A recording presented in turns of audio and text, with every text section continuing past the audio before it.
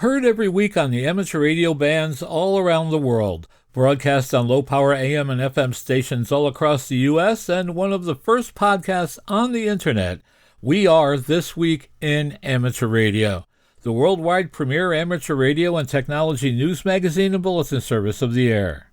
Here are the stories for release around the earth as we come to air with edition number 1411 of This Week in Amateur Radio. The Hurricane WatchNet is looking for net control operators for the 2026 hurricane season. The ARRL currently has many job openings. Perhaps one is right for you. We will have all the details. A federal judge has reversed a previous decision and has ordered the Voice of America back on the air. Updating electronics aboard certain airliners is required due to interference from CW signals. A VE session at a New York City school is growing an army of new amateurs. The U.S. military tests long-range HF communications in Alaska. It is not too early to start planning for Amateur Radio Field Day 2026. The Dayton Hamvention and the CQ Amateur Radio Hall of Fame have both announced their winners for 2026. The ARRL announces the spring section manager election results.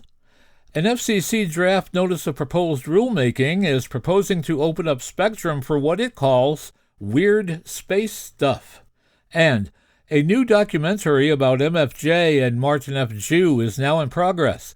We will tell you all about the new film and a lot more news, and all that is straight ahead in this week's edition of This Week in Amateur Radio. These headline stories will come to you in a moment along with this week's special features. We'll visit with Bruce Page, KK5DO, and get an update from AMSAT and what's new with all of those amateur satellites in orbit. Australia's own Onno Benschop, VK6FLAB, and Foundations of Amateur Radio continues with Part 16 of his Bald Yak project. This time out, he answers the question, how do you decode FM? Our own amateur radio historian, Will Rogers, K5WLR, returns with another edition of Dead Electrical Dudes. This edition's stiff is none other than Heinrich Hertz. And we will stop by and visit with Bill Sawyers, AJ8B in the DX Corner, with all the latest news on DXpeditions, DX upcoming contests, and a lot more. That's all straight ahead as North America's premier amateur radio and technology news magazine and bulletin service, This Week in Amateur Radio, takes to the air right now. Reporting from our headquarters studio facility just outside of Albany, New York, where all of us here in the Northeast are still suffering with winter, I'm George, W2XBS. And reporting this week from our news bureau in Cortlandville, New York, I'm Chris Perrine, KB2FAF. Reporting live from beautiful Bradenton, Florida, where I hope to complete a couple more POD activations this week, I'm Mike Nikolich, K9DX Mike. And reporting from our news bureau in Rochester, New York, along the southern shore of Lake Ontario, I'm Dave Wilson, WA2HOY. And reporting from our news bureau in Wisconsin, where it's officially the first day of spring, also known as Second Winter's Opening Ceremony, featuring flurries, false hope, and at least one guy grilling in shorts. For This Week in Amateur Radio, I'm Marvin Turner, W0MET. Reporting from our news bureau in Salem, Ohio, this is Denny Haight, NZ8D. And reporting from our news bureau just outside Rochester, New York, along the southern shore of Lake Ontario, this is George, Kilo Charlie 2, Oscar X-Ray Juliet. And reporting from our Troy, New York news bureau, where we're sure we saw leprechauns this week, I'm Eric, Kilo Delta 2, Romeo, Juliet X-Ray. And reporting from our amateur radio outpost in the muddy Catskill Mountains of upstate New York, where mud season's in full swing. In fact, it's so muddy now the pigs are actually taking showers. I'm Don Hulick, K2ATJ. And reporting from our news bureau in Fayetteville, Arkansas, where we're on the weather roller coaster of temps. I'm Will Rogers, K5WLR. Hello, everyone. Before we get into this week's newscast, I'd like to tell everyone that This Week in Amateur Radio now has its own Discord server. That's right, a place online where we can discuss everything technology and amateur radio. So join us. Just go to Discord on your computer or download the Discord app on your portable device and search for TWIAR or This Week in Amateur Radio. We look forward to seeing you on the new This Week in Amateur Radio Discord server. Today's edition of This Week in Amateur Radio is 100% human. And now, with this week's lead story, here's our own Chris Perrine, KB2 FAF. Leading off our news this week, the Hurricane Watch Net, or HWN, is seeking net control operators. Among the criteria sought from operators and stations are those who are located in the central and western regions of the U.S., Canada, Central America, and the Caribbean, and available for overnight operations, midnight to 7:30 a.m. Eastern Time. Bilingual operators, Spanish and English, or French and Creole, and English are especially encouraged to apply. Because net control stations must manage stations across a wide geographic area during difficult propagation conditions, having a well-equipped amateur station is highly beneficial. A tower-mounted beam antenna for 20 meters, reliable 20 and 40-meter HF capability, amplifier capability for strong, consistent signals, reliable internet connectivity, as net control stations coordinate through the HWN internal chat system during activations, and operators willing to make themselves available when hurricanes threaten. As HWN marks 62 hurricane seasons of watching, preparing, and activating whenever hurricanes threaten land in the Atlantic Basin, it is preparing for the 2026 Atlantic hurricane season, which forecasters suggest could once again be an above-average season. Amateur radio operators interested in training to become a net control operator for the Hurricane Watch Net can learn more by visiting hwn.org. ARRL is seeking talented individuals to join our team and help advance the amateur radio service. We are currently hiring for several impactful positions. RFI Lab Engineer. The RFI Lab Engineer supports ARRL's mission to protect and enhance spectrum access by managing and resolving radio frequency interference cases. This role includes database management, coordination with the FCC, and participation with standards bodies such as the IEEE and C63, and contributions to ARRL's Technical Information Service, publications, and member support. Candidates should have strong RF systems knowledge, EMC and RDF experience, and excellent communication skills. W1AW Station Manager. This is a rare opening and exciting opportunity to lead operations at W1AW, the Hiram Percy Maxim Memorial Station.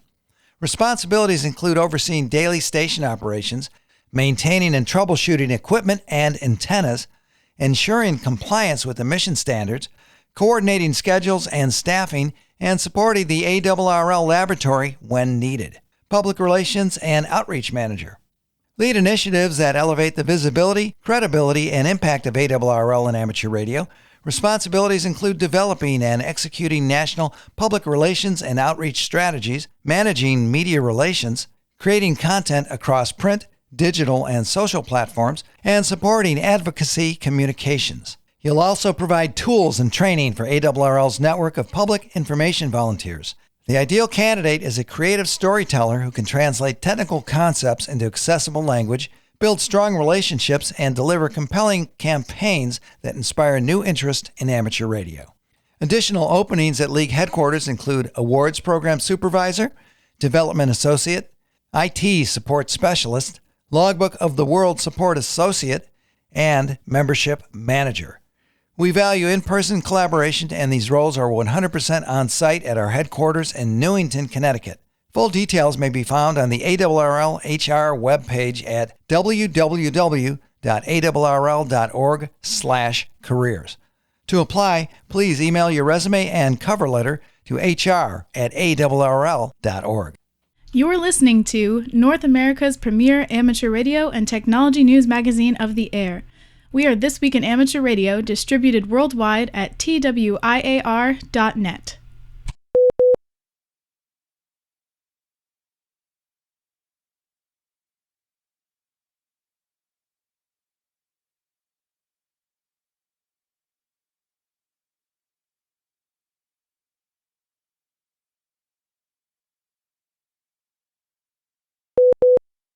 Are the HF bands useful for long-distance communications to remote areas? The U.S. military just did their own exercise to prove what hams have known for years. Communicating under simulated emergency conditions on HF, members of the military in Alaska demonstrated something that hams have known all along. Radio carries the message. The recent activity known as Exercise Arctic Connect might well be called Field Day or an Ares drill for the military. According to the U.S. Army's website, over 30 operators in 28 different locations across Alaska recently took part in the exercise, a radio test to show that HF communications are vital in areas that are separated by extreme terrain, weather, and distances. The test was conducted by Alaska Organized Militia, which includes the Alaska Army and Air National Guard, the Alaska State Defense Force, members of the Civil Air Patrol, the State of Alaska Division of Homeland Security and Emergency Management, and representatives from the National Guard Bureau. Colonel Christy Brewer, Alaska National Guard Director of Joint Operations, said, "Our responsibility is to the people of Alaska. That means ensuring we can maintain command and control across a state where terrain, weather, and distance test every system. This exercise validates the partnerships and redundant pathways that allow us to respond decisively when communities need us." According to the New York Times, the Voice of America broadcast service, which had been shut down amid controversy last year, is headed back into service. Judge Royce C. Lamberth of the U.S. District Court in the District of Columbia reversed actions taken last year by the Trump administration to shutter the Voice of America and ordered VOA's journalists to return to work and the news service to resume broadcasting. Judge Lamberth had earlier ruled that the appointment of Carrie Lake was illegal, hence voiding all layoffs and shutdowns which she made. The Voice of America, founded in 1942 to combat Nazi propaganda in World War II, had been broadcasting in 49 languages to over 360 million people around the world when it was shut down. If Judge Royce's ruling stands, their goal is to return to that level. The Voice of America Museum, an amateur radio club in Westchester, Ohio, a popular attraction during Hamvention, is not connected with or affected by this current situation. A story that we've been following about aircraft avionics now includes a federal mandate. The Federal Aviation Administration has ordered that airlines flying Boeing's 787 Dreamliners now have to inspect and repair faulty onboard transponders. According to a report at aviationatoz.com, the move is expected to cost U.S. airlines nearly $8 million. United Airlines, American Airlines, and Alaska Airlines, who operate from hubs including Chicago's O'Hare and L.A. International Airports, are among those affected by the FAA Airworthiness Directive. It states that certain Boeing 787 transponders can fail when they're exposed to continuous wave signals, including those generated by Morse code from military transmitters and amateur transmissions. Such signals, when encountered by the aircraft's Mode S transponder, may cause a failure to respond to radar interrogation. Air traffic control systems rely on those responses to track aircraft positions accurately. Without a correct relay from the transponder, controllers, quote, may temporarily lose visibility on their radar display. Additionally, the onboard traffic collision avoidance system may not generate alerts correctly, reducing a critical safety safeguard designed to prevent mid-air collision. Tests conducted by the FAA showed a nearly 90% failure rate of interrogation attempts in environments with CW interference, which prompted a corrective solution order. The directive applies globally to Boeing 787 aircraft equipped with the affected transponder model. However, FAA's financial assessment only covers aircraft registered to U.S. airlines that have up to 4 years to complete the required inspections and modifications. The directive has the support of Boeing and the Airline Pilots Association. However, operational concerns were expressed by several airlines who have requested a delay. While hams around the United States remain optimistic over the hoped-for passage of a national law that would prevent homeowners associations from restricting residents' amateur radio equipment, Indiana's governor has signed a new law to provide such protection for hams throughout the state. Starting on July 1st, amateur radio antennas, towers, and feed lines cannot be restricted by homeowner associations in residential communities in Indiana. A new law signed by Governor Mike Braun will afford hams such protection on any property they rent, lease, or own within the association's purview. This is not a green light for all amateurs, however. According to the measure's language on the Indiana General Assembly website, House Bill number 1152 will only apply to homeowners associations that are formed or create documents containing such restrictions after June 30th, 2026. Meanwhile, at the federal level, the Amateur Radio Emergency Preparedness Act, which would create protections nationwide, remains stalled in Washington, D.C. According to the website govtrack.us, the bill was introduced into committee on February 6th, where it must be considered and voted on before it can move along to either of the two main houses of Congress. A high school teacher in New York City, with help from the ARRL, Teachers Institute on Wireless Technology, has successfully licensed nearly 700 students in the past 2 years as part of a wide-ranging program that is teaching students in 2 schools that radio today is a central part of just about everything. On March 12th, ARRL Director of Education and Learning Steve Goodgame, Kilo 5 Alpha Tango Alpha, and Hudson Division Director Ed Wilson, November 2 X-Ray Delta Delta, traveled to Staten Island Technical High School to help lead teacher Everton Henrique, Kilo Delta 2 Zulu Zulu Tango, administer license exams to 143 students, resulting in 131 new hams and 14 upgrades. According to Goodgame, Henrique's formula for success is getting kids engaged with lots of hands-on stuff. He says everything is project-based, and there is lots of crossover to the school's robotics program. Now, adds Goodgame, he's working with a teacher at the adjacent McKee High School, which is a vocational high school, and the students are working together on a solar car program. Wilson noted that he's very impressed to see the vocational kids and the technical kids working together, teaching each other their respective skills.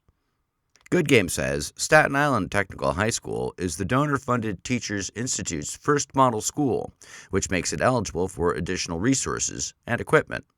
He notes that the school was the site of a Teachers Institute session last year and will host another this year. Goodgame adds that Henrique has completed 2 Teachers Institute modules and is now an Institute instructor, as well as being a facilitator for Math for America and co-developer of a 9-week course for teachers on how to use amateur radio in the classroom. The nomination period for the 2026 spring season section manager election cycle concluded on Friday, March 6th. There will be no balloted elections because only 1 nominee per section was received at ARRL headquarters. Wisconsin will have a new section manager starting on July 1st, 2026. Myron Ostrick, KB9STB, was declared elected as the sole nominee. He is currently the Wisconsin Public Information Coordinator. Ostrick will take the reins of the Wisconsin Field Organization from Jason Spetz, KC9FXE of Menominee, who has been section manager since 2022. The following incumbent ARRL section managers did not face opposition and were declared elected for their upcoming new terms of office beginning July 1st, 2026. Thomas Beebe, W9RY in Illinois. Bob Burns, AK9R in Indiana. Scott Roberts, KK4ECR in Northern Florida. Scott Rosenfeld, N7JI in Oregon. And Paul Gayette, AA1SU in Vermont. Nominations will be resolicited for section manager positions in Maine and Santa Clara Valley in January 2027 because no nominating petitions were received by the deadline on March 6th. Phil Dugan, N1EP, decided not to run for another term of office as section manager of Maine, a position he has held since December of 2021. In Santa Clara Valley, James Armstrong, NV6W, decided not to run for a new term of office after serving as section manager since August of 2020. You are listening to North America's premier news and information service for the amateur radio hobbyist. We are This Week in Amateur Radio.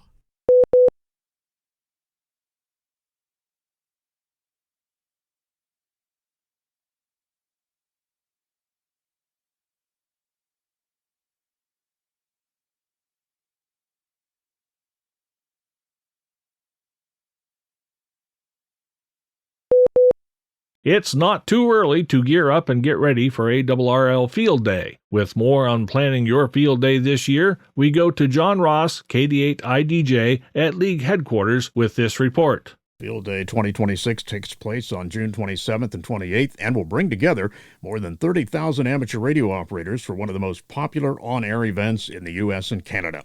This year's Field Day theme is Amateur Radio, a National Resource. Combined with the ARRL Year of the Club, it provides the perfect opportunity for radio clubs to set up stations in public places to demonstrate ham radio's science, skill, and service to our communities and our nation. All of the information you need to get started can be found on the Field Day website, including how to join the ARRL Field Day Facebook group, where you can share your plans, tips, and tricks for a successful field day. The overall objective for Field Day is to contact as many stations as possible on the 160, 80, 40, 20, 15, and 10-meter HF bands, as well as all bands above 50 megahertz, and to learn to operate in less than optimal conditions. Many clubs choose to set up in camp-style fashion with portable equipment, temporary antennas, and off-grid power sources. Field Day is open to all amateurs in the areas covered by the ARRL RAC field organizations and countries within IARU Region 2, that's North and South America. DX stations residing in other regions may be contacted for credit but are not eligible to submit entries.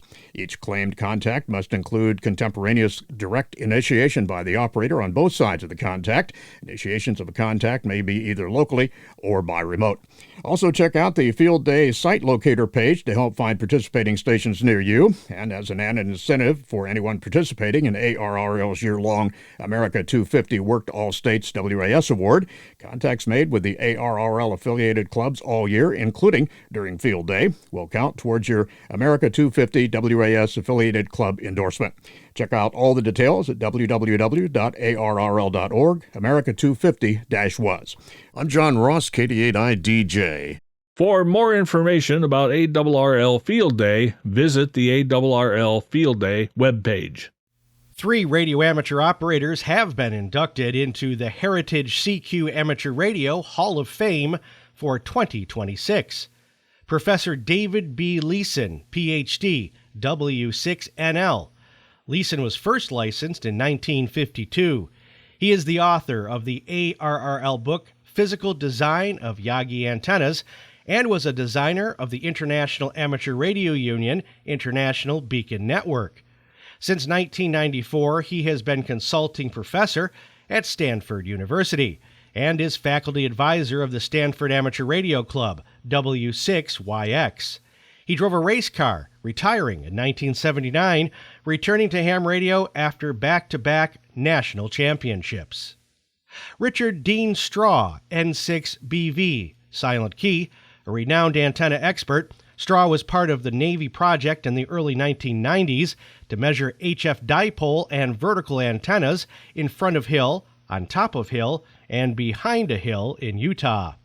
The team used a helicopter that towed either a 3-axis receiver or a transmitter that was developed by SRI International in Menlo Park, California. This system was used for measuring and verifying antenna performance, mainly for the military. Straw retired from the staff of the ARRL, the National Association for Amateur Radio, in 2008, following 15 years of service as the Senior Assistant Technical Editor. While working for the ARRL, Straw edited 5 editions of the ARRL Antenna Book, the most of any named editor, 4 volumes of the ARRL Antenna Compendium, editions 4 through 7, and several editions of the ARRL Handbook. He became a silent key in 2025. Dr. Jose Otis Vicens, NP4G, first licensed at the age of 16, Otis, known to his friends and fellow operators on the air as NP4G, developed a passion for amateur radio. Born and raised in Humacao, Puerto Rico, he is the only amateur radio operator in his family. Otis later moved to the United States to study biology at Purdue University, where he became active with the W9YB Amateur Radio Club. Otis is very active in Puerto Rico's ham radio scene. He is past president of the Puerto Rican Amateur Radio League and is currently president of the International DX Association. Otis also received the 2026 Amateur of the Year Award from the Dayton Hamvention. You can read more about the 2026 inductees at the Heritage CQ Amateur Radio Hall of Fame, created by CQ Magazine and currently administered by the K8CX Ham Gallery. Symbols of national pride and national identity are not being permitted at this year's World Radio Sport Team Championship. Spectators and participants can expect to see plenty of things at the World Radio Sport Team Championship event in the United Kingdom this coming July. There will be antennas, rigs, cables, microphones, and keys, and plenty of spectators to cheer on the hams using them. What will not be evident anywhere are any emblems, flags, or other symbols of national identity. The organizing committee of WRTC 2026 has reaffirmed the approach that was used during WRTC event held in 2023 in Bologna, Italy. That means that, as before, this year's teams will avoid national symbols of any kind. This is especially significant because it is consistent with the competition's qualification process, which identifies all participants by qualification area and not by their DXCC. Like the Olympics, the WRTC is held every 4 years with different host countries each time. They include Brazil, Finland, Germany, Russia, Slovenia, and in the United States, in San Francisco, Boston, and Seattle. The worlds of amateur radio and ionospheric science came together once again on March 14th and 15th at the 9th Annual HamSCI Workshop. To tell us more about this year's workshop, we go to League headquarters, where John Ross, KD8IDJ, files this report. This year, HamSCI 2026 was hosted by ARRL and held at Central Connecticut State University, just minutes away from ARRL headquarters in Newington, Connecticut. HamSCI, the Ham Radio Science Citizen Investigation Program, encourages radio amateurs to collect data that scientists use in their research on ionospheric phenomena. This year's workshop featured 17 oral presentations, 3 tutorials, 5 demonstrations, and 31 posters, and through researchers from Virginia Tech, St. Francis University, Dartmouth College, Boston College, and others.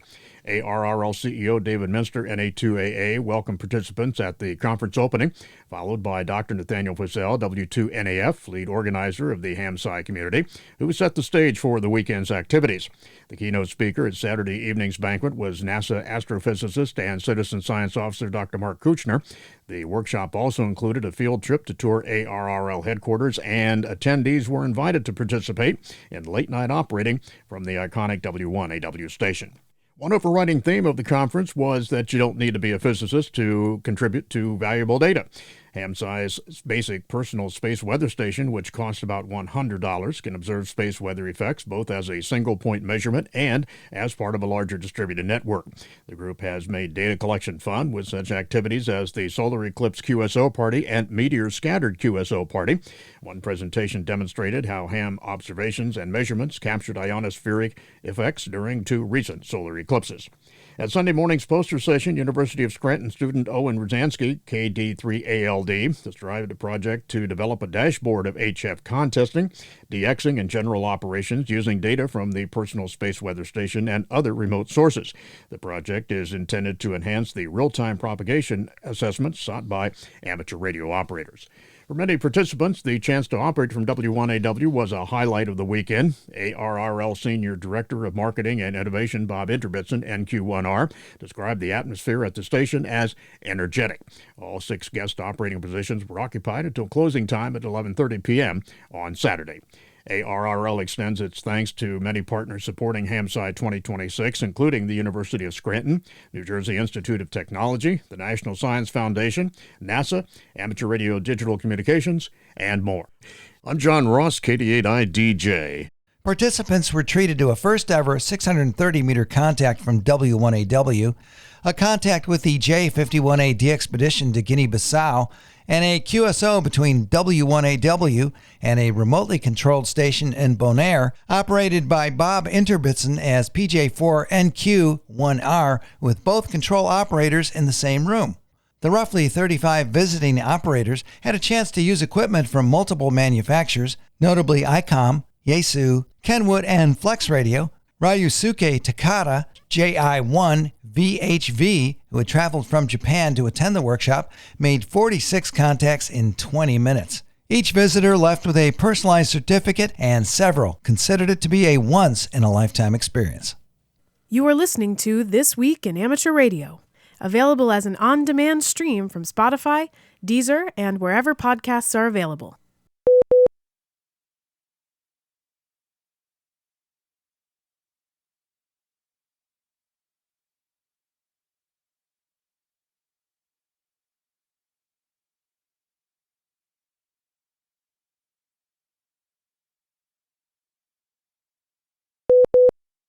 Hello and welcome to the DX Corner for your weekly dose of DX. I'm Bill, AJAB.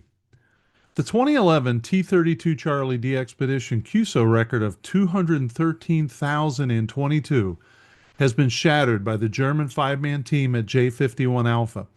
As of March 11th, the J51A team had 217,671 contacts in just 16 days.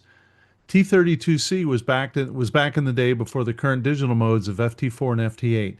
During their D-Expedition, that team operated for 30 days and had 48,966 unique contacts, a record that still stands. Congrats to the new QSO record at Team J51 Alpha, and they still have 4 more days to go. Well, since that came out, we know how they finished. Quote, "We have an update from J51 Alpha. They finished with 255,639 QSOs and 49,600 different call signs, which was also a record. They are now QRT. Remember, they have 5 people traveling with 18 suitcases, 2 oversized ski bags, 6 pieces of hand luggage containing the bandpass filters and triplexers, and 5 backpacks containing the radios and power supplies. That sums up 600 kilograms of gross weight. Congrats to the Germans at G51 Alpha for a fantastic effort. It is well done." And speaking of great efforts, we have an update on 3 Yankee Zero Kilo, Bouvet Island. The entire 3 Yankee Zero Kilo team is safely back on the vessel after a successful expedition to Bovatoya. We made more than 100,000 contacts and achieved our goals. It was an extraordinary undertaking involving years of planning, complex logistics, and determination needed to succeed. The team worked well together under harsh conditions, cold, snow, and windy weather. Buvatoya is known for its remoteness and unpredictable weather, and while it was a beautiful island, any attempt going onshore involved a risk. Despite all the challenges we encountered, the team stayed focused on our goals, determined, and the result is due to real teamwork. We've been working with professional expedition guides, pilots, crews, and a vessel that all contributed to the success. We wish to thank everyone who believed in us, supported us, and made this a great D-Expedition. Thanks to all of our individual sponsors, clubs, organizations, and corporate sponsors for their contribution. Our logs will soon be open for OQRS, 7-3 from the 3 Yankee Zero Kilo team. And really, hats off to them in both of those D-Expeditions. That was fantastic. The following DX information comes from Bernie, W3UR, editor of the Daily DX, the Weekly DX, and the How's DX column in QST. If you would like a free 2-week trial of the Daily DX, your only source of real-time DX information, just drop me a note at thedxmentor@gmail.com. Well, let's get an update on a couple of ongoing D-Expeditions. The first is the Charlie Yankee Zero Sierra D-Expedition to Canada. Travel has begun for the CY0S team. Glenn W0GJ departed his home in Iowa in the very early hours of Wednesday morning en route to North Carolina to meet up with WA4DAN. Glenn is projected to arrive at the home of WA4DAN by late on Thursday, the 12th. On Friday, Glenn and Murray will go through the checklist of all the gear. This includes the long ski bags with the antennas and spider poles. Each bag will be opened, inventory, and weighed to make sure that all is accounted for.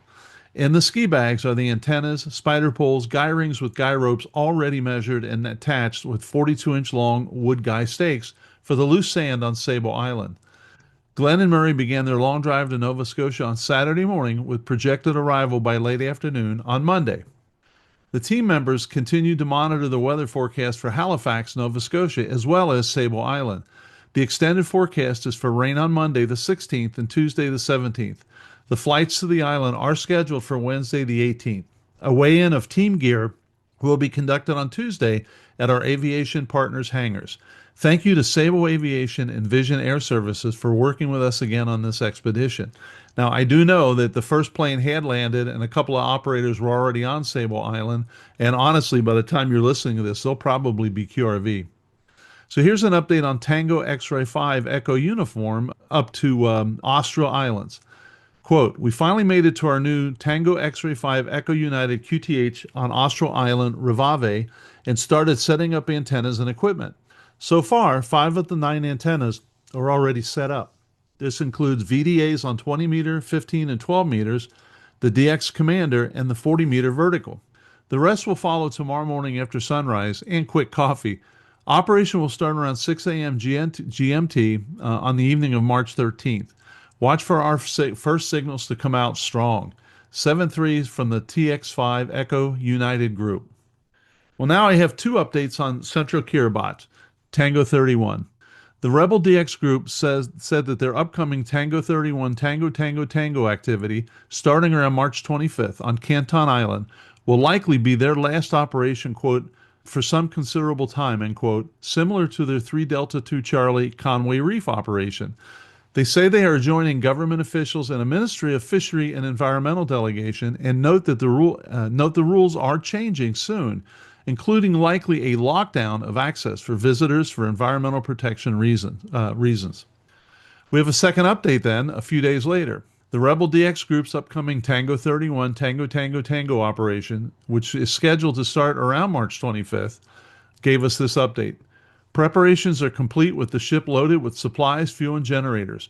They are now on their way to Fiji, headed to Samoa to be joined by 7 Kiribati government officials who will be part of the trip to Canton Atoll. And if you don't have Tango 31, you may want to make sure you get this one in the log, because if they really tighten up the screws to who can visit, it may be a long time before they get going again. The group going to Honduras, which is Hotel Radio, which includes KN2 Papa, Nancy 7 Victor Zulu, and W7UM, have gotten their call sign for the Honduras DXpedition from the new government and new commissioner for telecom. The call sign is Hotel Quebec 9 United Mike, and the dates are March 24th to the 31st. They will be on 160 through 10 meter sideband CW and FT8 and will be using LOTW for QSLing. And they have the HQ9 X-ray call sign for the CQ Worldwide Single Sideband Weekend Contest. Otherwise, they will be holiday style. I have a hunch, knowing some of those operators, you're going to hear them a lot. From Sri Lanka, which is 4 Sierra, I have this. Andre, Radio 8 Whiskey X-Ray, will be active as 4 Sierra 7 Whiskey X-Ray George, primarily from a villa in Matarik, Sri Lanka, between March 19th and March 25th, and potentially from a hotel in Hikadawu from March 25th to March 27th. On March 21 and 22, Andre will focus on operating in the RDXC, prioritizing competition participating over other activities. Operations will mainly be on CW and sideband on bands 28 MHz to 3.5 MHz and potentially 1.8 MHz with 100 watts of power and various antennas such as an inverted V, a ground plane, or a vertical, using a Sun SDR2 DX receiver. QSL options include Hamlog, LOTW, Direct, and the QSL Bureau. This trip combines an on-air time with family vacation. For his upcoming 3 Golf Zero Yankee Echo, which is Easter Island, from March 28th to April 11th, Marcus, Delta Juliet 4 Echo Lima, will bring several antennas, a 14-meter pole fitted with quad antennas for 10, 15, 20, a 12-meter pole with a quad antenna for 6, 12, and 17, and a 10-meter pole supporting a quarter-wave vertical antenna for the 40-meter band. So look for Easter Island. From the Zambia, which is 9 Juliet, we have Robert, Delta Mike 7 X-Ray, who will be operating as 9 Juliet 2 Radio Oscar from the Fountain Gate Crafts and Trade School, March 16th to the 30th. So he's already QRV, and he will be participating in the CQ WPX single sideband contest, which is March 28th and 29th. And we have a couple from Vanuatu, which is Yankee Juliet. Victor Kilo 2 Yankee Uniform Sierra, Chris, plans an operation as Yankee Juliet 0 Charlie Alpha. He will be at Port Vila from March 18th to April 2nd, single sideband only. The same gear as previously, an IC 7300 to a small amplifier and simple wire antennas on 40 through 10 meters. He says his main operating times will likely be between 2100 and 1000 Zulu. Chris logs on the paper and then has a, quote, high-quality physical card for confirmation. Cards will be sent out airmail in April from Australia. And you can check QRZ.com for the details on his QSL address, etc. And then from Vanuatu, again, Yankee Juliet, we have Aki, Juliet Kilo 1, Juliet X-Ray Zulu, who will operate as Yankee Juliet 1, Yankee X-Ray Zulu from Port Vila, Vanuatu, between March 15th and April 3rd. He should be QRV back by now. And he will be active on 80 through 6 meters after 5 p.m. local time on weekdays and all day on weekends. From St. Bartholomew, Fox Juliet, we have this. Delta Kilo 6 Alpha Sierra Andreas is now active from St. Bart's as Fox Juliet stroke Delta Kilo 6 Alpha Sierra for the month of March. He is QRV on CW, FT4, and FT8 on 3.5 through 50 megahertz, including participation in the ARRL International DXCW contest. QSL via Delta Kilo 6 Alpha Sierra. Victor Papa 2 Echo, which is Anguilla, Jack M0 Papa Lima X-Ray, SP9 Fox India Hotel, and SQ2 Radio Alpha Delta will be QRV from Anguilla until March 22nd, so just a couple more days. They will use the call signs VP2 Echo Lima X-Ray and VP2 Echo Whiskey Echo, respectively. Their activities will cover 160 through 6 meters, with each operator focusing on specific frequencies. Operations will take place on single sideband and CW using multiple transceivers, amplifiers, and both verticals and directional antennas. During the 3-week stay, Jack also plans to do some short sightseeing and possible radio activities from St. Martin, which is FS, Saba, which is PJ6, and St. Bartholomew, which is Fox Juliet. And finally, we have Victor 5, Namibia. Gunter, Delta Kilo 2 Whiskey Hotel, is currently operating as Victor 51 Whiskey Hotel from a farm near Omarumu, Namibia, and will remain active until March 24th, covering frequencies from 160 to 6 meters, including 60 meters. This week, the DX Mentor podcast will feature George, KJ6VU, and a discussion of his station controller system and a new product, iShare Radio. Give it a listen and let me know what you think. And if George's call sounds familiar, KJ6VU, it's because he's the host of the Ham Radio Workbench. So now I have a contest update. The CQ-WPX Contest Committee invites you to participate in the 2026 CQ-WPX Single Sideband Contest, which runs from 0 UTC on 28 March to 23:59 UTC on 29 March, so you got 48 hours. CQ-WPX SSB is the largest, quote, everyone can work everyone for points, end quote, single sideband operating event in the world. It's a phenomenal opportunity to meet friends, build your prefix totals, contribute to your club's efforts, and have fun. All are welcome to encourage and to participate. Now, please take note. New for 2026, logs must be submitted within 48 hours after the end of the contest, which means no later than 23:59 UTC on March 31st. Logs can be uploaded to cqwpx.com log check. We encourage everyone to upload their logs, and participants submitting logs for scoring by the deadline can download certificates once the results are published. So even if you only work for an hour, you can at least get a cool certificate. Please go to cqwpx.com for the full set of rules, past results, records, plaques, and other resources to support your CQ-WPX sideband activities. We wish you all the best and look forward to seeing you in CQ-WPX Single Sideband 2026. And that's from the CQ-WPX Contest Committee. And I will tell you, with a call like AJ8B, the WPX contest for me is a great contest because I'm actually the one they're chasing. So I enjoy the heck out of it. Until next week, this is Bill, AJ8B saying 7-3, and thanks to my XYL Karen for her love and support. I hope to hear you in the pileups. Have a great DX week. You're listening to North America's premier amateur radio and technology news magazine of the air. We are This Week in Amateur Radio, distributed worldwide at twiar.net.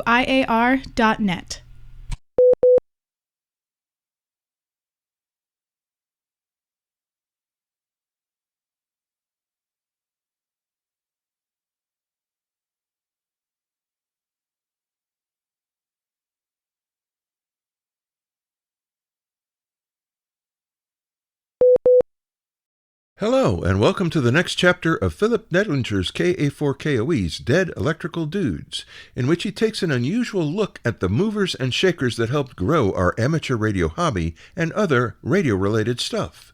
Philip has presented these dudes on EHAM over the last several years and has granted us permission to use them here on This Week in Amateur Radio. And so we continue with Dead Electrical Dudes number 7. This month's stiff, Heinrich Rudolf Hertz, entered mortal coil 22 February 1857, assumed room temperature 1 January 1894. Perhaps the burning question on Philip's mind is, why did a lot of early electrical pioneers sport such interesting beards? Put a rifle in the picture shown in the website, and you can just imagine Heine walking out of the piney woods after distilling a few hundred gallons of shine. As you may recall, the existence of electromagnetic waves was predicted mathematically by James Clerk Maxwell and was discussed in the first of this series of irreverent articles. Mathematicians, physicists, and scientists will, on occasion, develop elegant formulae that don't amount to much except to illustrate some arcane concept with no practical application.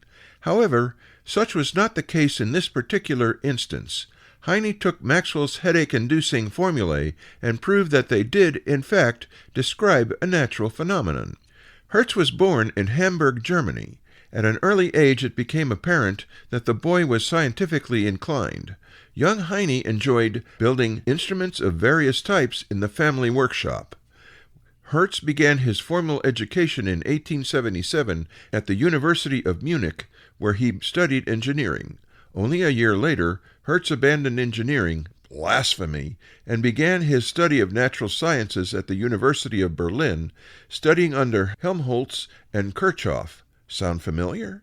Where he earned his Ph.D. with magna cum laude honors. His mom must have been a very proud woman. A topic of intense interest in the scientific community at the time was determining whether or not Maxwell's equations were valid. In 1883, the young scientist also directed his attention to this course of research. In 1887, Hertz conducted his now famous experiment in which two antennas were placed a few feet apart. The first part of the device consisted of essentially a crude spark gap transmitter connected to the first antenna. The receiving antenna was a loop with a couple of electrodes on the wire ends placed very close together.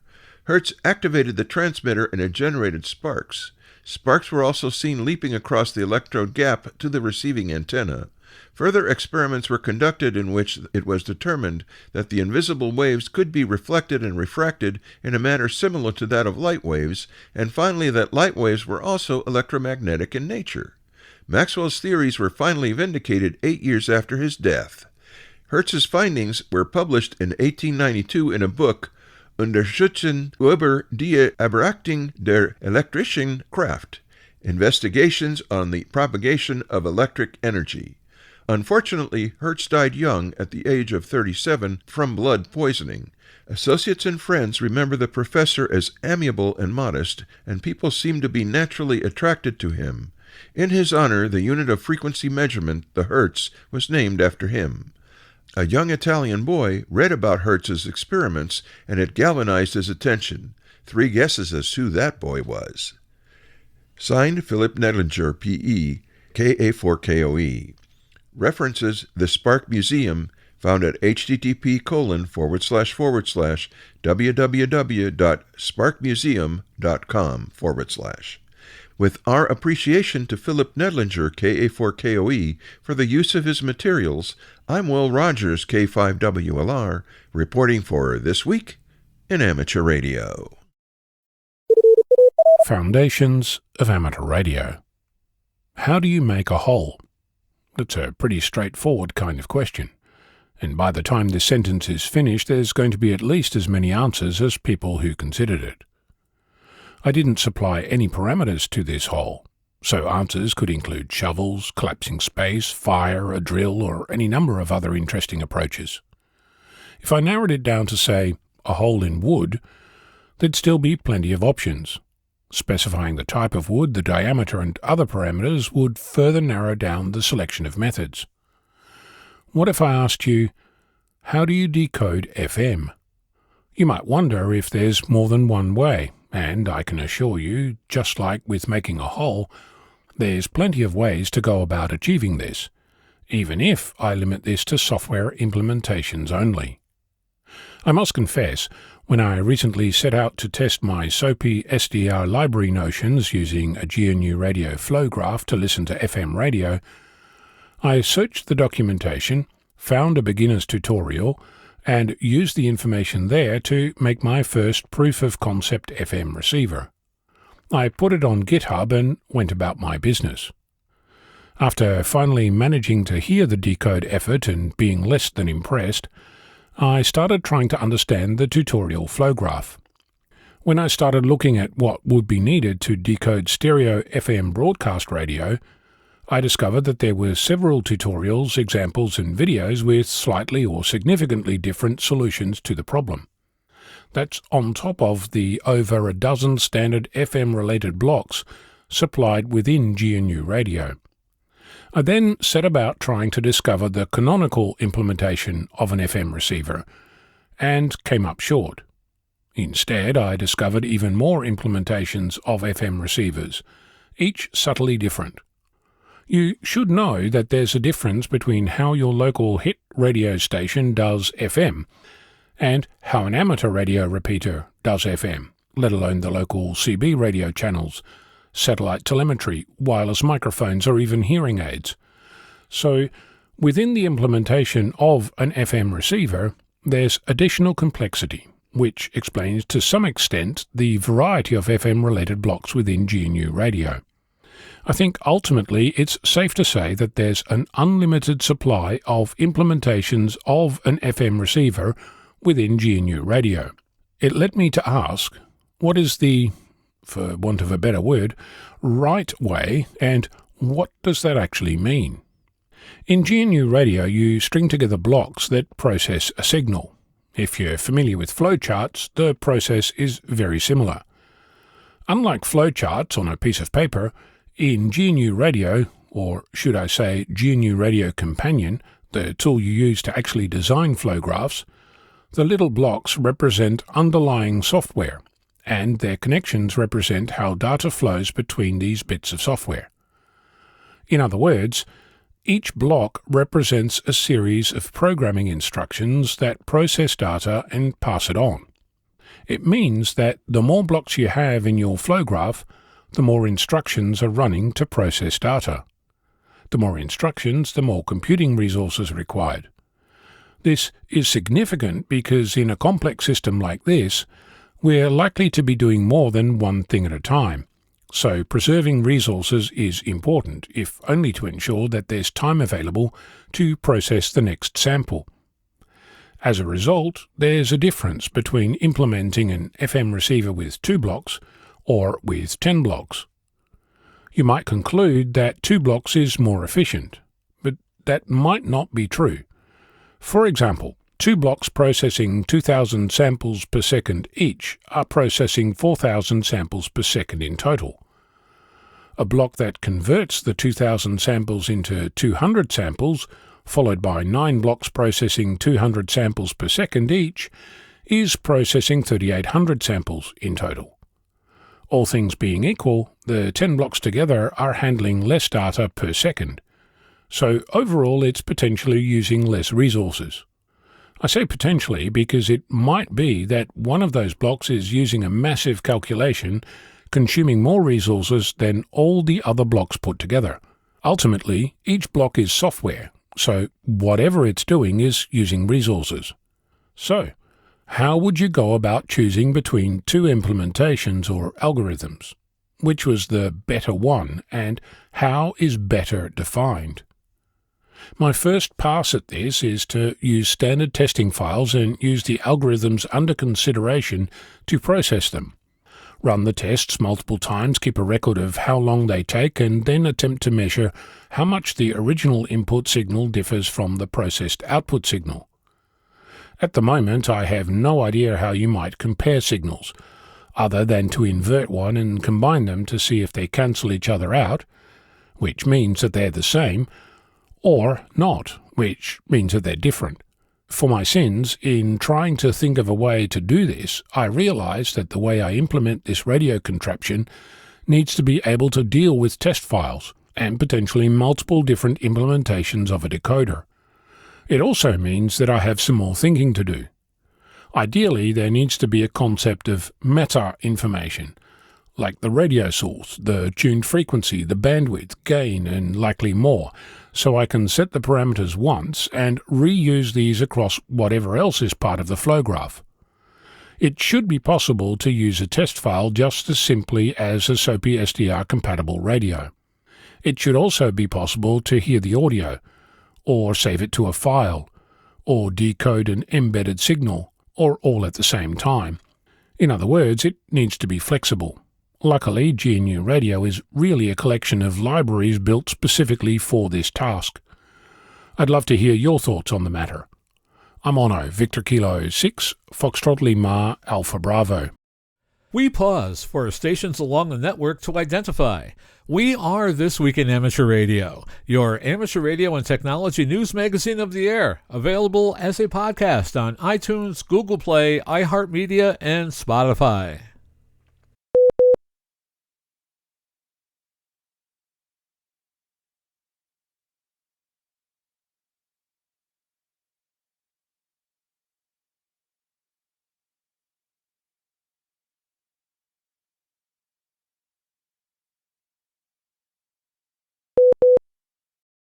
Bruce Page, KK5DO, is here now with this week's AMSAT report.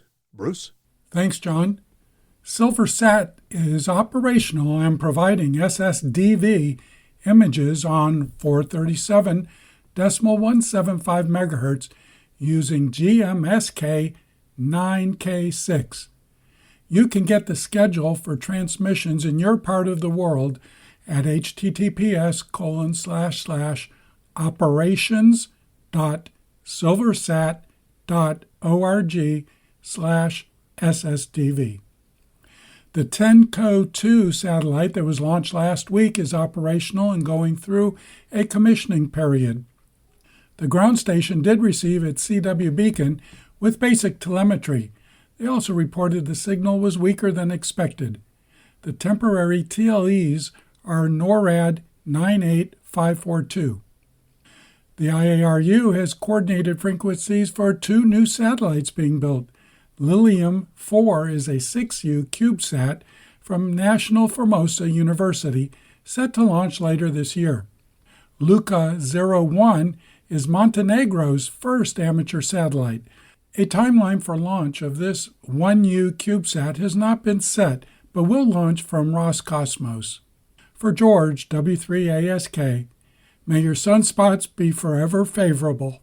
This is Bruce Page, KK5DO. Back to you, John. And thanks, Bruce, for that report. It is time for this week's look at the solar weather forecast and the terrestrial propagation forecast. Solar activity was at moderate levels following an M2.7 flare from region 4392 on March 18th. This region has shown sporadic growth and reorganization in the peripheral spots, but has remained relatively unchanged in its magnetic configuration. New region 4397 rotated further onto the visible disk and was numbered, yet remained mostly inactive. The remaining regions were relatively stable and quiescent. The M2.7 flare was accompanied by a 10 flare and a Type 2 radio burst, with an estimated velocity of 740 to 860 kilometers per second. An EUV wave is now visible in GOES-SUVI imagery, along with faint field line movement in the northwest quadrant. The associated coronal mass ejection became visible in SOHO-LASCO C2 imagery early on March 18th. Analysis indicated a possible arrival at Earth early on March 21st. Confidence is fairly low, though, with the fit of this event due to limited C2 coronagraph imagery. Solar activity is expected to be low on March 19th through the 21st, with a chance for M-class minor to moderate level events, due primarily to the minor instability and variability of region 4392. Solar wind parameters reflected near background conditions. Solar wind speed gradually decreased from 450 km per second to end the period at around 380 km per second. The phi angle was predominantly positive. The solar wind environment is expected to become enhanced on March 19th as the March 16th and 17th coronal mass ejections are expected to arrive near midday. The disturbed solar environment is likely to continue as the coronal mass ejection passage persists into March 20th. By March 21st, the coronal mass ejection from March 18th is expected to arrive in conjunction with the onset of a negative polarity coronal hole high-speed stream. So overall, solar activity has been declining over the past 2 weeks, and despite forecasts that generally predicted an increase, it remains low. Furthermore, there is no reason to expect a significant rise, while increases in geomagnetic activity usually reoccur every 27 days. For more information concerning radio propagation, visit the ARRL Technical Information Service, read a quick guide to HF propagation using solar indices, and check out the propagation page of Karl Wetzel-Swab, K9LA. For customizable propagation charts, visit the VOA CAP Online for Ham Radio website. Just ahead in Radio Sport this week, March 19th and 20th, it's the 14th Walk for the Bacon QRP contest. That's CW. March 19th, the NAQCC CW Sprint, CW as well. On March 21st, the PODXS 070 Club St. Patrick's Day Contest. That's digital. And on March 21st to the 23rd, it's the BARTG HF RIDI Contest. That is digital as well. Remember to visit the ARRL contest calendar for more events and information. Upcoming section, state, and division conventions. March 21st, the St. Patrick's Day Hamfest, hosting the ARRL West Texas Section Convention. That's in Midland, Texas. March 28th, the Central Dakota Amateur Radio Club Hamfest, hosting the ARRL North Dakota State Convention in Bismarck, North Dakota. And on April 4th, the RARS Fest, hosting the ARRL Roanoke Division Convention. That's in Raleigh, North Carolina. And of course, remember to search the ARRL Hamfest Convention and database to find more events in your area. In 2026, ARRL is commemorating America's 250th birthday with a year-long on-the-air celebration, the America 250 Worked All States WAS Award. Running now through December 31st, this special operating event challenges amateurs of all license classes to contact all 50 U.S. states and confirm those QSOs via ARRL's Logbook of the World. Operations begin at 0000 Zulu on Wednesday and end at 2359 Zulu on Tuesday. That's 7 days total for each activation. Currently scheduled now for March 25th, North Dakota, W1AW0, host W0N9. March 25th as well, Oklahoma, W1AW/5, hosted by the Altus Hamfest on March 28th. April 1st, California, W1AW/6. The host there is N76Q. April 1st in Mississippi, W1AW/5. The host is W5UE. And April 1st, North Carolina, W1AW/4. The host is N4XI. You can see complete schedules at www.arrl.org/America250-WAS. It is time for this week's edition of AMSAT Satellite Shorts from all over. We begin this week with news from NASA. NASA held a live news conference on March 12th following the Artemis II Flight Readiness Review, confirming the SLS rocket and Orion spacecraft remain in the Vehicle Assembly Building at Kennedy Space Center for final prep work. Repairs to the upper stage helium system from a quick disconnect seal issue are complete, with rollout to the pad expected later this month. The mission targets the first crewed lunar flyby in over 50 years, now aiming for early April launch opportunities. Still with NASA, they report that the officially retired Van Allen Probe A, launched 2012, made an uncontrolled re-entry over the Pacific west of the Galapagos on March 11th. Most of the spacecraft burned up, with a low risk of debris causing harm. Its twin probe B remains in orbit but is non-operational. The probes studied Earth's radiation belts for years. Next up, the European Space Agency has confirmed that its chronograph spacecraft, part of the Proba 3 solar observation mission, has gone silent following an onboard anomaly in mid-February 2026.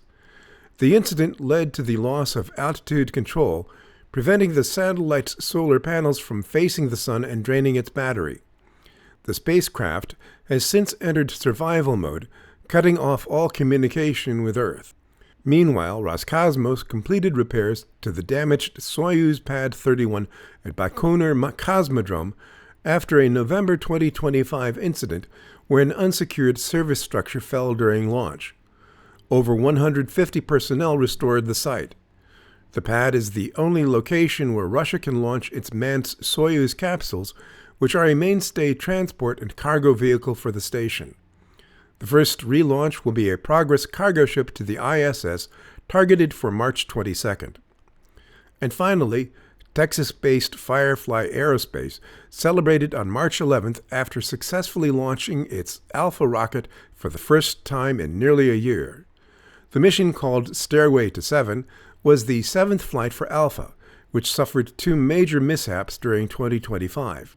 The first occurred during the Message in a Booster mission last April, which carried a technology demonstrating satellite for Lockheed Martin, but failed to deliver it to orbit after an anomaly occurred during stage separation. Then last September, an Alpha first stage exploded on the stand during pre-launch tests. This mishap added months to the mission development timeline as the company investigated a cause and got another booster ready for flight. Alpha Flight 7 achieved nominal performance and validated key systems ahead of the Block 2 configuration upgrade. This test flight also delivered a demonstrator payload for Lockheed Martin. You are listening to This Week in Amateur Radio, available to download as a podcast from anywhere on the web podcasts are available.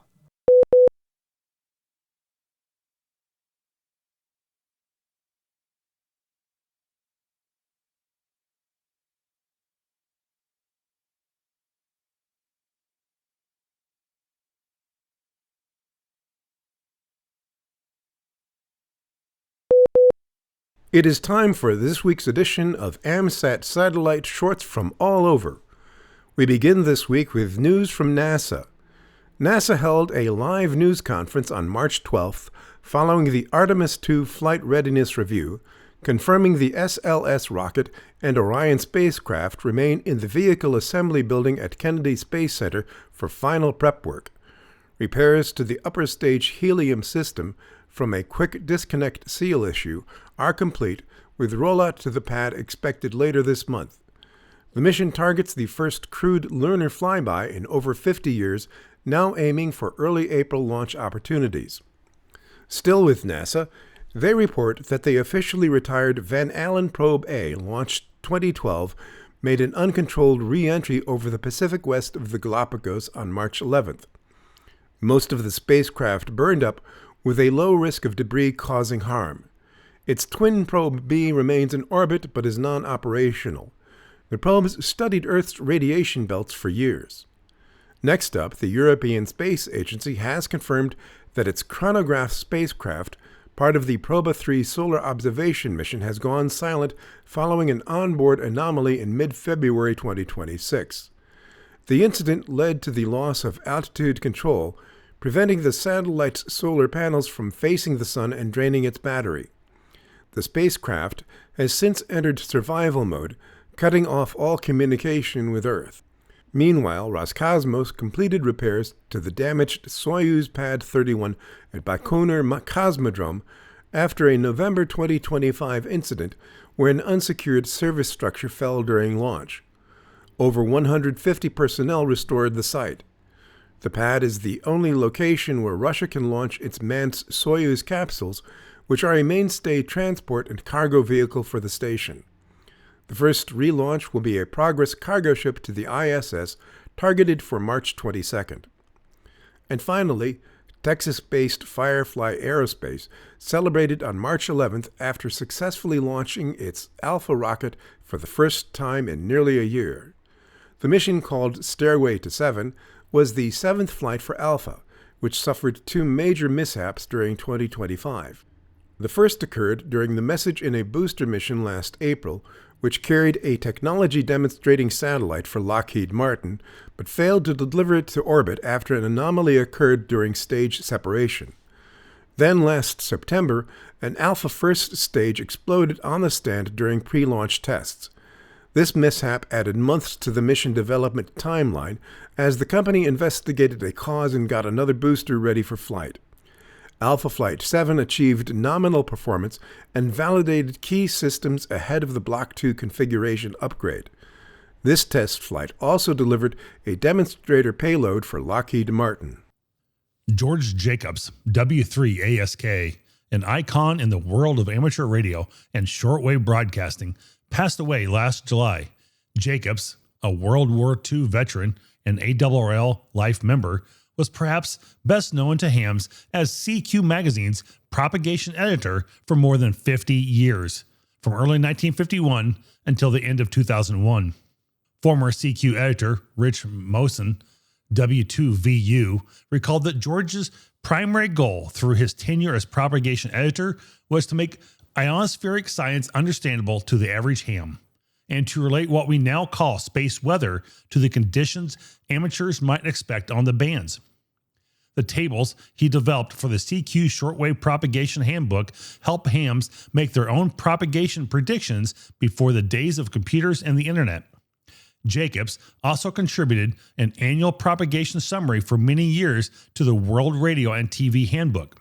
In addition, he was part of the Project Oscar, orbiting satellite carrying amateur radio team that had built and launched the first amateur radio satellites, and was instrumental in the formation of AMSAT, the Radio Amateur Satellite Corporation, to carry on the amateur satellite program. In the world of shortwave broadcasting engineering, Jacobs led the design and development of the Voice of America's worldwide network starting in 1949, and he oversaw technical development and operations for VOA, Radio Free Europe, Radio Liberty, and Radio Marty.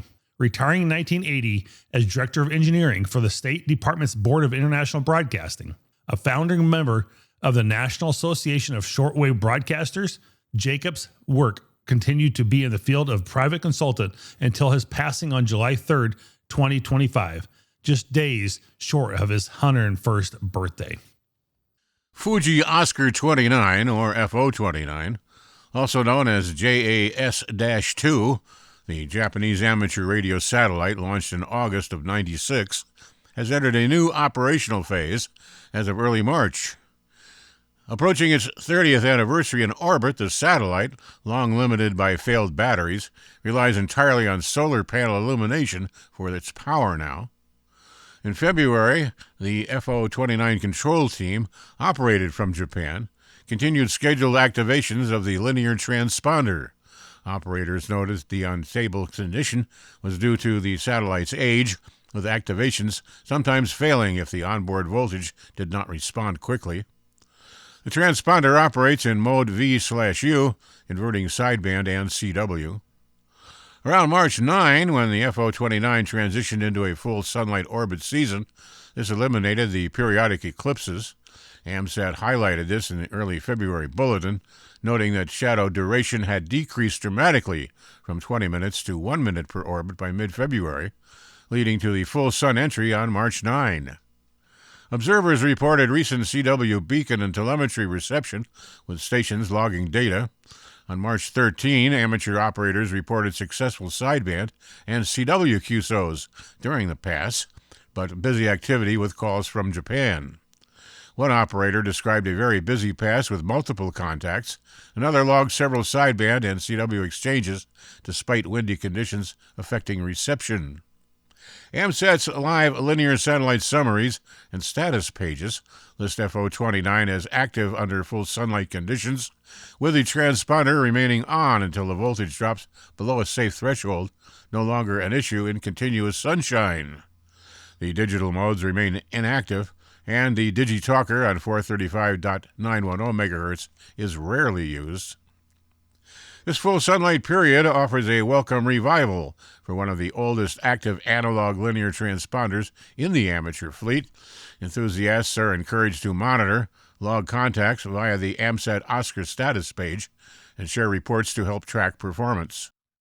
Amazon says drones damaged 3 facilities in the UAE and Bahrain. The incidents occurred on Sunday morning, with Amazon Web Services saying at the time that objects had hit a data center in the UAE, creating sparks and fire. Also on Sunday, Amazon Web Services said it was investigating power and connectivity issues at a facility in Bahrain. On Monday, the company confirmed that drone strikes had caused the outages. 2 UAE facilities were hit directly, while in Perrine, a drone strike in close proximity to one of our facilities caused physical impacts to our infrastructure. The company said the drones caused structural damage, disrupted power delivery to infrastructure, and in some cases required fire suppression activities that resulted in additional water damage. The incidents highlight the vulnerability of key technology infrastructure like data centers during military conflicts. Hams in the Australian state of New South Wales are worried that they will no longer be able to afford their vital repeater sites. Faced with fee hikes on state-owned land, known as Crown land, they say they simply aren't budgeted for extra expense.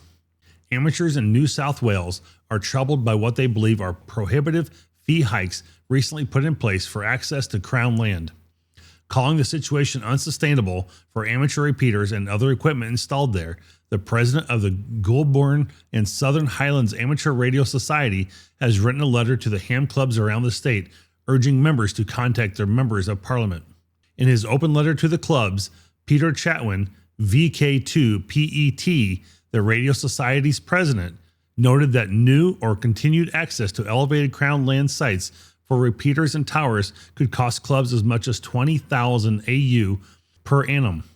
Peter said that the hams need to substantiate their own club's financial hardship by forwarding examples to Steve Cook, member of the Cootamundra and Shadow Minister for Crown Lands. Peter wrote, "It is important that we provide genuine, practical examples of how these costs are affecting clubs across New South Wales." He said that groups in rural areas, as well as those providing emergency communications and training, rely on robust, functioning networks that include these sites. You are listening to North America's premier news and information service for the amateur radio hobbyist. We are This Week in Amateur Radio.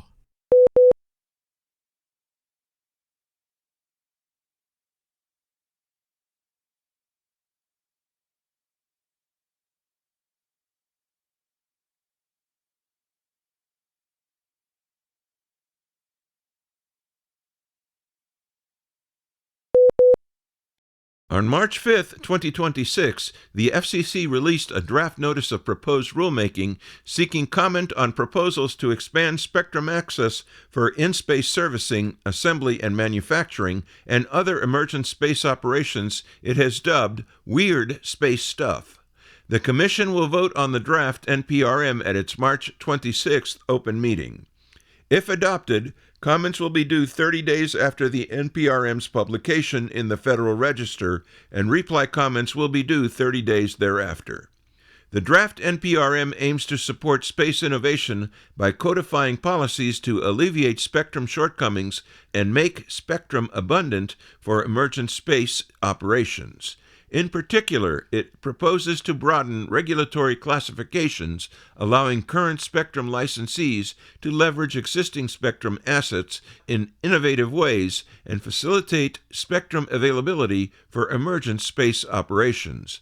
The FCC proposes to authorize the potential use of frequency piggybacking for ISAM and other emergent operations, which would allow spacecraft to communicate in frequency bands already authorized for use by another spacecraft while the two spacecraft are connected or working together in close proximity to each other.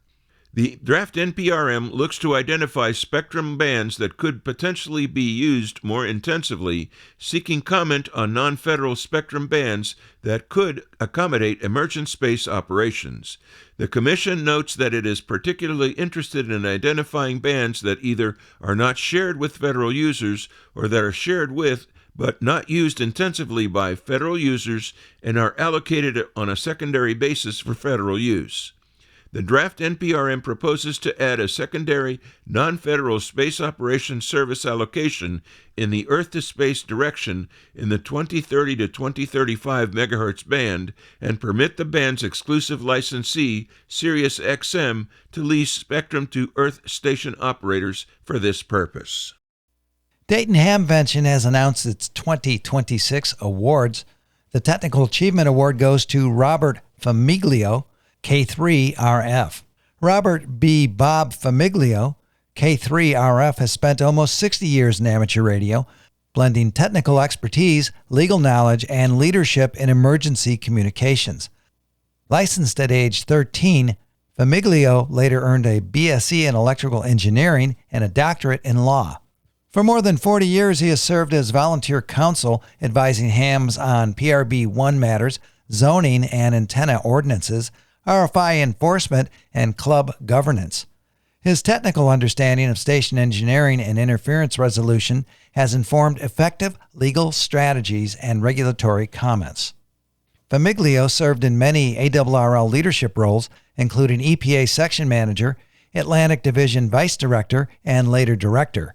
He also served several terms as Vice President and General Counsel of the Radio Club of America and functioned as Corporate Counsel for the board. In emergency communications, he served as Amateur Radio Emergency Service District Emergency Coordinator for Greater Philadelphia, supporting regional response agencies by applying technical expertise, message handling skills, and interoperability between amateur and public safety systems. His formal training as a professional firefighter enhanced his ability to align ham radio technology with operational needs of served agencies. A longtime mentor, Famiglio supports on-air training nets and club programs stressing technical competence, regulatory literacy, and readiness for public service. He believes that amateur radio's core value lies in the skills, service, and technical capability of operators, not merely spectrum access, and he has worked to translate complex technical issues, spectrum coexistence, interference mitigation, and regulatory compliance into clear, actionable recommendations for policymakers. His blend of engineering, legal acumen, and emergency response experience has encouraged continuous training, lowered barriers to participation, and inspired new generations of ham radio operators. The Amateur of the Year award goes to Dr. Jose Otis Vicens, NP4G. Dr. Vicens was born and raised in Humacao, Puerto Rico. He was first licensed at the age of 16 and is the only amateur radio operator in his family. Vicens studied biology at Purdue University, where he became active with the W9YB Purdue University Amateur Radio Club. He graduated from the University of Puerto Rico School of Dental Medicine and completed a specialty program in pediatric dentistry at Brookdale University Hospital and Medical Center in Brooklyn, New York. In 2008, Vicens returned to his hometown of Humacao to begin practicing orthodontics. One of his early memories of service through amateur radio was in 1998, when Vicens helped provide communication support in Puerto Rico following Hurricane Georges. During the 2017 Puerto Rico hurricane disasters, he helped coordinate amateur radio emergency communications across eastern Puerto Rico. Vicens recalled attending the DX Forum at Dayton Hamvention, where presentations on major de-expeditions inspired him to someday be part of future adventures. He has now participated in many de-expeditions from all over the world, including Bouvet Island, 3Y, and most recently as team leader for KP5/NP3VI, the Desaseo Island de-expedition of 2026. He is a past president of the Puerto Rico Amateur Radio League and is currently president of the International DX Association. The Special Achievement Award goes to Martha Fell, N3QBE, and Joe Fell, W3GMS. Martha and Joe Fell's journey began in 1966 when Joe earned his novice license, WN3GMS, at the age of 14. Shortly thereafter, he met Harry Davis, W3FDY, who is now a silent key, who mentored him for 4 years. Harry taught him to think critically, design circuits, and execute projects with precision. His guidance was life-changing, and Joe pledged to honor his request to give back to others, just as Harry had done for him. To fulfill this promise, Joe chose to retire at the age of 56, following a 34-year corporate career and the successful launch of his own company. The success of this mission is thanks to his wife, Martha, whose dedication to overseeing administration and logistics has greatly benefited their students. Their program's reach has grown significantly over the decades. In 1976, Joe designed and built a repeater for his mentor's radio site, which remains operational 50 years later, serving a group of approximately 85 operators. Their weekly technical net has become a primary resource for both new and seasoned amateurs, including many professional electrical engineers. Today, Martha and Joe Fell mentor students of all ages and interests. while their first student is pursuing a PhD in electrical engineering at the Massachusetts Institute of Technology. Their youngest student started at just 8 years old. And finally, the year of the club goes to the Long Island CW Club, or LICW.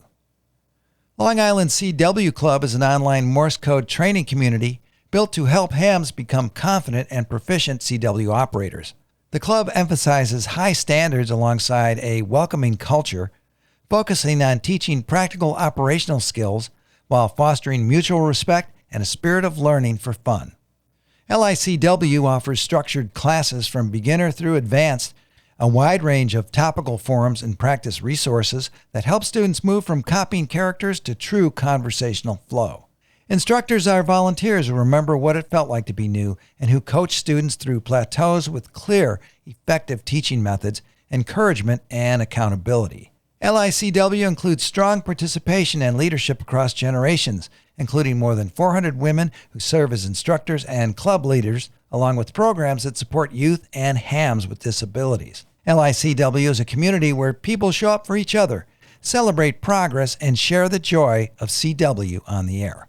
The 2026 Dayton Hamvention will be held Friday, May 15th through Sunday, May 17th, 2026 at the Greene County Fair and Expo Center, 210 Fairground Road, Xenia, Ohio. You're listening to North America's premier amateur radio and technology news magazine of the air. We are This Week in Amateur Radio, distributed worldwide at twiar.net.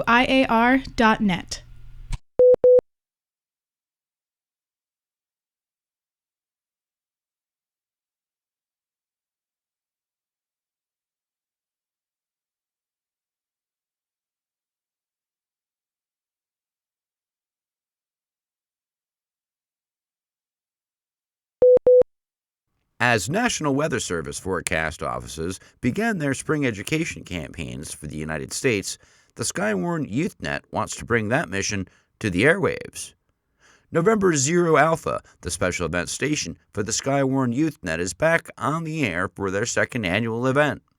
Operating from March 15th through March 29th, this initiative aims to encourage amateur radio operators across the United States and around the world to prioritize severe weather awareness and emergency preparedness. Skywarn YouthNet manager Caleb Svar, Kilo Echo Zero, Foxtrot Oscar Echo, said, "Our goal with this special event station is to educate the amateur radio community about the dangers of severe weather and the importance of being prepared. The station will be operating SSB and FT8 on all HF bands at various times during the day and night as time permits. In an environment where seconds save lives, the November Zero Alpha event serves as a critical reminder to the ham radio community to establish situational awareness before severe weather strikes. For more information on the Skywarn YouthNet, you can visit skywarnyouth.net. NASA astronaut Mike Finka, KE-5 AIT, Crew 11 pilot and commander of the International Space Station's Expedition 74, has revealed that it was his medical issue that prompted the evacuation of the 4 Crew 11 astronauts from the space station in January. The exact nature of his ailment remains undisclosed, but Finka's statement clarified that the issue, while not considered an emergency, required advanced medical imaging not available on the space station. As a result, Finka and his crewmates, NASA astronaut Zena Cardman, KJ-5CMN, Japanese Space Agency astronaut Kamiya Yui, KG-5BPH, and Roscosmos cosmonaut Oleg Platonov returned to Earth aboard the Crew Dragon Endeavour on January 15th, about a month earlier than originally planned. The issue arose on January 7th while Finka and Cardman were preparing for an upcoming spacewalk. The agency is monitoring a medical concern with a crew member that arose Wednesday afternoon aboard the orbital complex, NASA officials said in an emailed statement on January 7th, declining to elaborate on the nature of that concern or the astronaut it affected. Then, on January 8th, the agency announced that Crew 11 would end early so the issue could be addressed here on Earth. Crew 11 splashed down aboard Endeavour in the Pacific Ocean off the coast of San Diego on January 15th, leaving a skeleton crew of 3 aboard the ISS. SpaceX's Crew 12 mission was originally slated to launch in mid-February, with a typical handover period between them and Crew 11 expected after their arrival in low Earth orbit, allowing the newcomers time to acclimate to microgravity and life aboard the station. Efforts by SpaceX and NASA allowed for an earlier target date of their Falcon 9 launch aboard Crew Dragon Freedom, which lifted off February 13th and returned the ISS to its regular crew complement of 7. The International Amateur Radio Union Satellite Frequency Coordination Committee has recently completed frequency coordination for 2 CubeSat missions, Taiwan's Lilium 4 and Montenegro's Luca 01. These coordinations ensure that the satellites can operate without interfering with other space-based communications, paving the way for their upcoming launches and contributions to scientific research, education, and ham radio communities worldwide. Lilium 4, a 6U CubeSat developed by National Formosa University, is set to enhance amateur radio connectivity and optical experimentation in space. The satellite, with call sign BN0YCA, will feature a 1200 bit per second AX.25 APRS digipeater on 145.825 MHz for global intercommunication among radio enthusiasts. It also includes UHF telemetry downlink at 437.850 MHz and a high-bandwidth S-band downlink at 2405.0 MHz for monitoring an onboard optical payload. Additional capabilities involve a VU repeater with uplink at 145.980 MHz and downlink at 435.250 MHz, plus GNSS positioning using the L1 signal at 1575.42 MHz.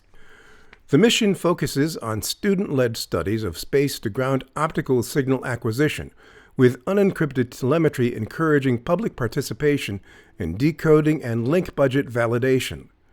IARU coordination for Lilium 4 was finalized on January 31, 2026, following a submission in late December 2025. The satellite is slated for launch no earlier than mid-March 2026 aboard a SpaceX rocket from Vandenberg Space Force Base, targeting a 510-kilometer polar orbit. Luca 01 represents Montenegro's entry into amateur satellite technology, spearheaded by Montenegro Space Research. This one CubeSat is designed for educational outreach, equipped with a charged particle sensor and a miniature camera to capture Earth's surface images.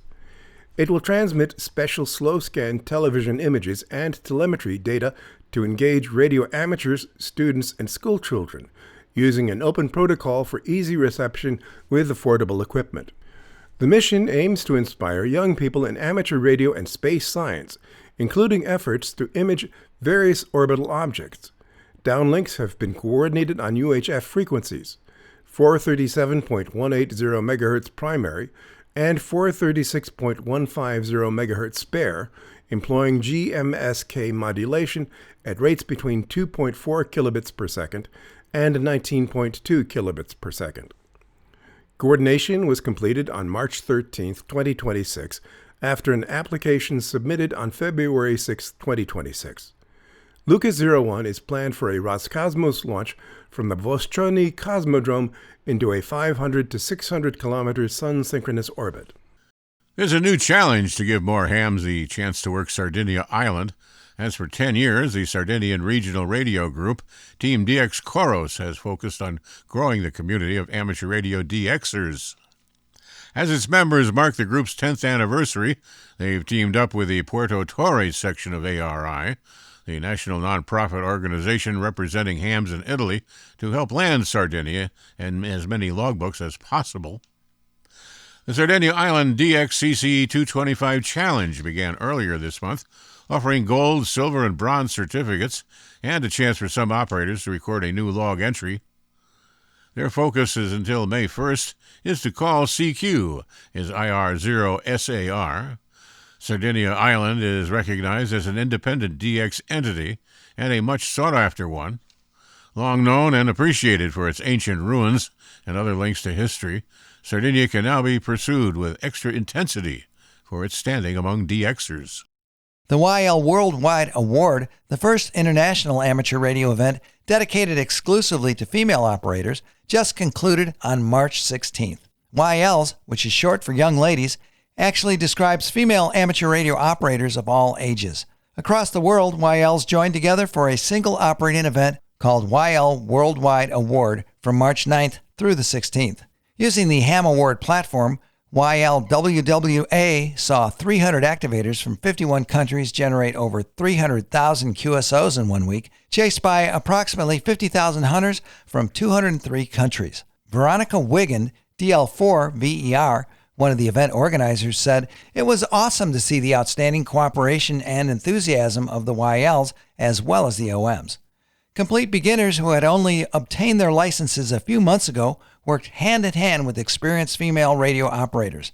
The pile-ups were overwhelming." At the close of the event at midnight UTC March 16th, even though conditions were very difficult, there are more YLs on the air than at any time during the week. The project was coordinated by the YL unit of the German Amateur Radio Club under the leadership of Haight DL3HD and Veronica DL4 VER in collaboration with the international WWA team, Max IW1 FRU and Carlo IK1 HJS. For more information about the YLWWA, visit hamaward.cloud. We pause for stations along the network to identify. We are This Week in Amateur Radio, available as a direct download on our website at www.twiar.net.